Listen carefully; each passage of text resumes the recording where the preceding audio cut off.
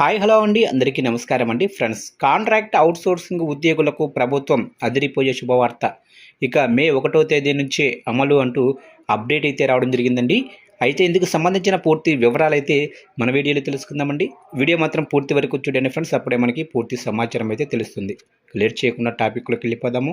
ఇక జీతాల కోసం ప్రతి నెల 20వ తేదీ వరకు ఎదురు చూసే కాంట్రాక్ట్ అవుట్సోర్సింగ్ ఉద్యోగులకు ఇక నుంచి 1వ తేదీనే జీతాలు చెల్లించాలని ప్రభుత్వం నిర్ణయించింది. ఈ మేరకు అన్ని ప్రభుత్వ శాఖలకు సర్క్యులర్ కూడా జారీ చేసింది. ఈ నెల నుంచి ఇది పక్కాగా అమలు చేయాలని, ఏప్రిల్ నెల జీతం మే 1వ తేదీన ఖాతాల్లో వేయాలని స్పష్టం చేసింది. కాగా రాష్ట్ర వ్యాప్తంగా 4.80 లక్షల మంది కాంట్రాక్ట్ అవుట్సోర్సింగ్ ఉద్యోగులు ఉన్నారు. తెలంగాణ ప్రభుత్వం రాష్ట్రంలోనే లక్షలాది మంది కాంట్రాక్ట్ మరియు అవుట్సోర్సింగ్ ఉద్యోగుల సంక్షేమం దిశగా చారిత్రాత్మక నిర్ణయం తీసుకుంది. ఇకపై వీరికి కూడా రెగ్యులర్ ప్రభుత్వ ఉద్యోగుల తరహాలోనే ప్రతి నెల 1వ తేదీనే జీతాలు చెల్లించాలని ముఖ్యమంత్రి ఆదేశాలు జారీ చేశారు.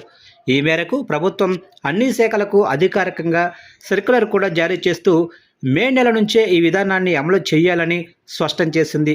ఏప్రిల్ నెల జీతాన్ని మే 1వ తేదీనే నేరుగా ఉద్యోగుల ఖాతాల్లో జమ చేయాలని ప్రభుత్వం ఆదేశించింది. ఇక రాష్ట్ర వ్యాప్తంగా సుమారు 4.80 లక్షల మంది కాంట్రాక్ట్ అవుట్సోర్సింగ్ ఉద్యోగులు విభిన్న విభాగాల్లో పనిచేస్తున్నారు. ఇప్పటి వరకు ఏజెన్సీల ప్రమేయం కారణంగా వీరికి జీతాలు ఎప్పుడు వస్తాయో తెలియని పరిస్థితి ఉండేది. నెలల తరబడి వేతనాలు అందక ఈ ఉద్యోగులు పడుతున్న ఆర్థిక ఇబ్బందులను దృష్టిలో ఉంచుకొని ప్రభుత్వం ఏజెన్సీల ప్రమేయం లేకుండా నేరుగా జీతాలు చెల్లించే చర్యలు చేపట్టింది. ఇందుకోసం ప్రతి నెల 25వ తేదీలోపు ఉద్యోగుల హాజరు వివరాలను సమర్పించాలని అవుట్సోర్సింగ్ ఏజెన్సీలకు ప్రభుత్వం స్పష్టమైన గడువు విధించింది. మరోవైపు అవుట్సోర్సింగ్ ఏజెన్సీల అక్రమాలపై కూడా ప్రభుత్వం ఉక్కుపాదం మోపింది.